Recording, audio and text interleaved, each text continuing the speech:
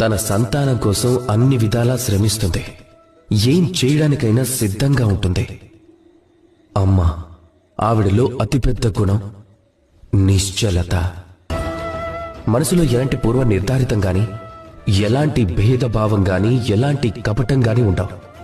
అమ్మ ఎంత అమాయకురాలు అంటే, సంతానం అబద్ధానికైనా ఆకలింటే చాలు, అమ్మ మాత్రం వాళ్ళకి నిజంగానే ఆకలిస్తుంది అనుకుంటుంది. వాళ్ళ కోసం ఏదైనా చేస్తుంది. అమ్మ జన్మనిచ్చిందైనా కావచ్చు, లేక పెంచినమ్మైనా కావచ్చు. స్వర్గం, ఈ స్వర్గం అనేది మనకి అమ్మ పాదాల దగ్గరే లభిస్తుంది. అలాంటి అమ్మని మనం దైవంలాగా పూజిద్దాం.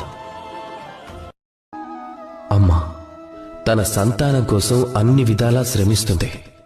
ఏం చేయడానికైనా సిద్ధంగా ఉంటుంది. అమ్మ, ఆవిడలో అతిపెద్ద గుణం నిశ్చలత. మనసులో ఎలాంటి పూర్వ నిర్ధారితం గాని, ఎలాంటి భేదభావం గాని, ఎలాంటి కపటం గాని ఉండవు. అమ్మ ఎంత అమాయకురాలు అంటే, సంతానం అబద్ధానికైనా ఆకలింటే చాలు, అమ్మ మాత్రం వాళ్ళకి నిజంగానే ఆకలిస్తుంది అనుకుంటుంది. వాళ్ళ కోసం ఏదైనా చేస్తుంది. అమ్మ జన్మనిచ్చిందైనా కావచ్చు, లేక పెంచినమ్మైనా కావచ్చు. స్వర్గం, ఈ స్వర్గం అనేది మనకి అమ్మ పాదాల దగ్గరే లభిస్తుంది.